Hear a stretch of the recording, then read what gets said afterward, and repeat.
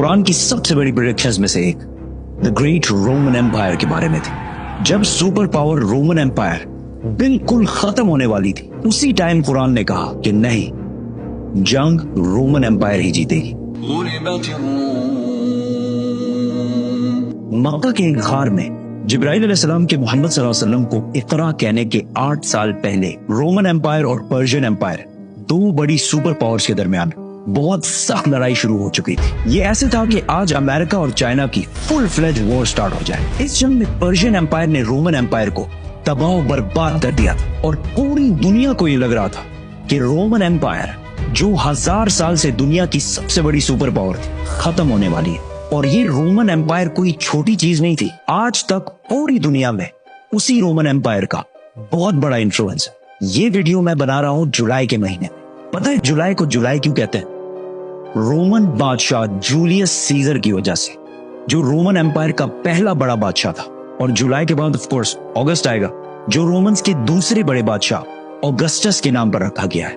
और इस सब के अलावा जितने प्लैनेट्स हैं, जुपिटर, मार्स, वीनस, ये भी इसी रोमन एम्पायर के खुदाओं के नाम पर रखे गए हैं। रोमन एम्पायर इस्लाम से 300 साल पहले दो पार्ट्स में बढ़ चुकी थी, ईस्टर्न और वेस्टर्न रोमन एम्पायर, जिसके बाद वेस्टर्न रोमन एम्पायर तो आहिस्ता आहिस्ता खत्म हो गई।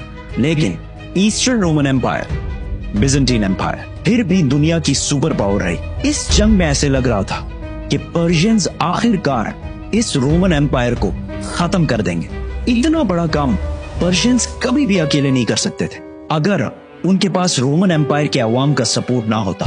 जंग से पहले रोमन एम्पायर की अवाम अपने बादशाह और अपने फौज से बहुत तंग आ चुकी थी, क्योंकि इस्लाम से 8 साल पहले रोमन बादशाह मोरिस, जिसको अवाम बहुत पसंद करती थी, उसके आर्मी जनरल फोकस ने तख्त से हटा दिया था और उसकी बीवी और 8 बच्चों को उसके आंखों के सामने बहुत ही बुरी तरह कत्ल कर दिया था। और इन सब के सरों को इस्तांबुल ने, उस जमाने में कॉन्स्टेंटिनोपल में, सारी अवाम के सामने लटका दिए थे। तो ये सब देखकर रोमन एम्पायर की अवाम ने इस नए बादशाह के खिलाफ हर तरफ बगावत शुरू कर दी। तो जैसे हर ताकतवर करता है, उसने इन प्रोटेस्टर्स को पूरी तरह क्रश किया और हजारों लोगों को जेलों में डाला और हजारों लोगों को कत्ल भी किया, ताकि अवाम में खौफ फैल जाए। लेकिन आहिस्ता आहिस्ता ये प्रोटेस्ट और भी ज्यादा फैलते गए। ये सब कुछ सुना सुनाया नहीं लग रहा? पर्शियन बादशाह खुसरो ने जब देखा कि रोमन एम्पायर की अवाम अपने बादशाह के खिलाफ हो गई है, तो उसने इस टाइम का फुल फायदा उठाया और रोमन एम्पायर पर हमला कर दिया। और आहिस्ता आहिस्ता रोमन एम्पायर के बहुत इंपॉर्टेंट प्रोविंसेस, सीरिया, इजिप्ट, फलस्तीन पर कब्जा कर लिया। तो आहिस्ता आहिस्ता रोमन एम्पायर की अवाम और फौज को समझ आ गई कि फोकस से ना हो पाएगा। तो उन्होंने अफ्रीका के गवर्नर, जिसकी लोग बहुत इज्जत करते थे, उससे मदद मांगी। तो उसने अपना बेटा हेराक्लियस को कॉन्स्टेंटिनोपल भेजा। जैसे ही वो पहुंचा, अवाम और फौज ने मिलकर पिछले बादशाह को हटा दिया और हेराक्लियस को अपना नया एम्परर बनाया। और फोकस के साथ वही कुछ किया जो उसने पिछले बादशाह के साथ किया था। हेराक्लियस जैसे ही बादशाह बना, उसे पता चला कि 90,000 क्रिश्चियंस को कत्ल करके पर्शियंस ने यहूदियों की मदद से फलस्तीन पर कब्जा कर लिया है और क्रिश्चियंस की सबसे मुकद्दस होली जगह द होली सेपल्कर को तबाह कर दिया है। इसकी क्रिश्चियनिटी में वही अहमियत है जो इस्लाम में बैतुल्लाह शरीफ की है। और वो क्रॉस जिस पर जीसस को मारा गया था, अकॉर्डिंग टू द क्रिश्चियंस, उसे वहां से उठाकर अपने कैपिटल थेसिफोन, मदियन ले गए हैं। ये ऐसी था कि आज काबा से कोई हजर अस्वद उठा के ले जाए। कैन यू इमेजिन दुनिया में क्या होगा?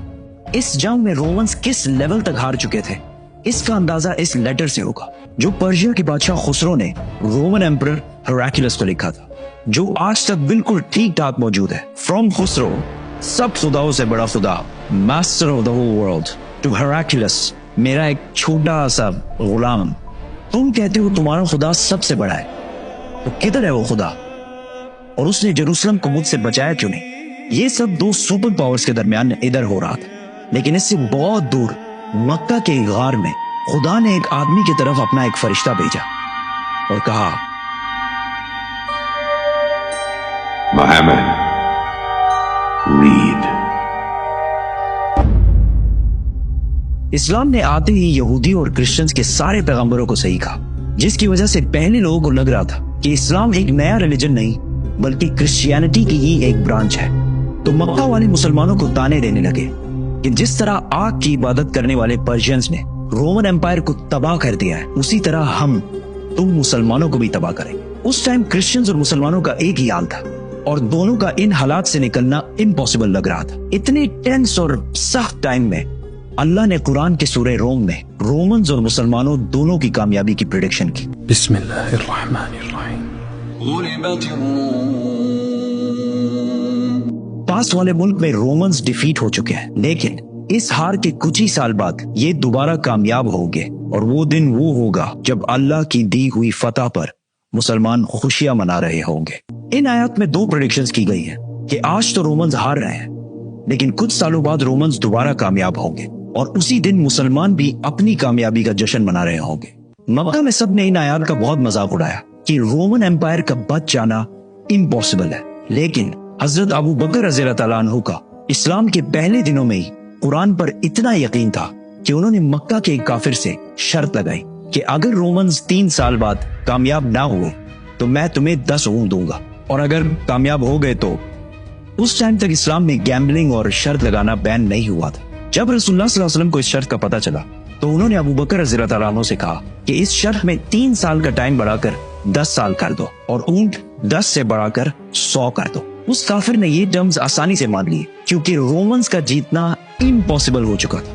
ब्रिटिश हिस्टोरियन एडवर्ड गिबोन, जिसने रोमन एम्पायर पर 6 वॉल्यूम्स की किताब लिखी है, उसने भी लिखा है कि कुरान की इस प्रोफेसी का 7-8 साल के बाद भी पूरा होने का कोई चांस नहीं लग रहा था, क्योंकि पर्शियंस बिल्कुल रोमन एम्पायर की कैपिटल कॉन्स्टेंटिनोपल के पास पहुंच चुके थे और इसे चारों तरफ से घेर लिया था। बट कॉन्स्टेंटिनोपल को फतह करना इम्पॉसिबल था और इस वाकये के 900 साल बाद तक भी कॉन्स्टेंटिनोपल को कोई फतह नहीं कर सकता। आखिर इसे ऑटोमन एम्पायर उस्मानिया सल्तनत के सिर्फ 21 ईयर ओल्ड सुल्तान महमद ने कश्तिया पहाड़ों पर चढ़ाकर इसे फतह किया था। And I can't wait to tell that story, so subscribe.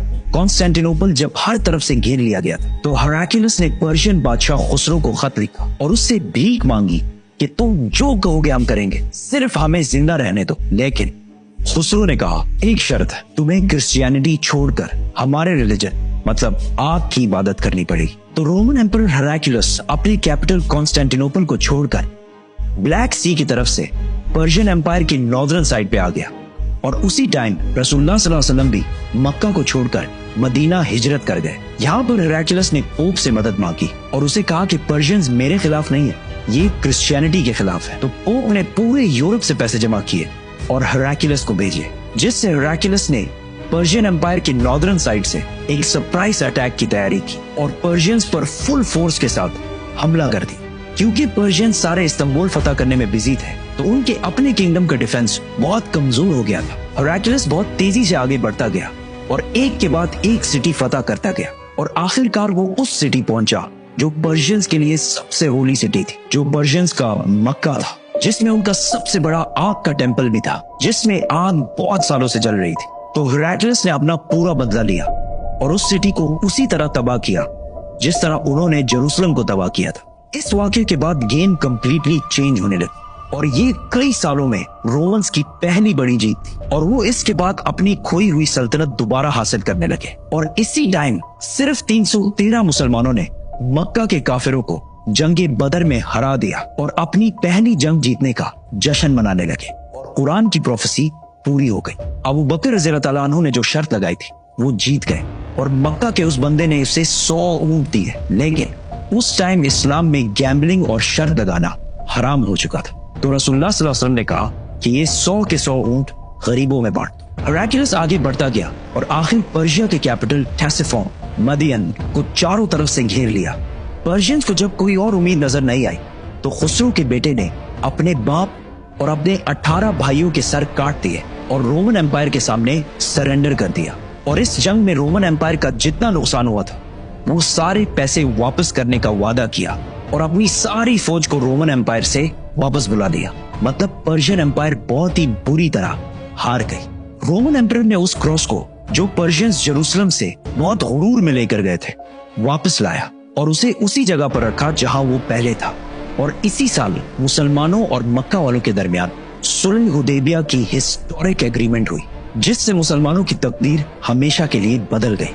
और कुरान ने इसे एक बहुत बड़ी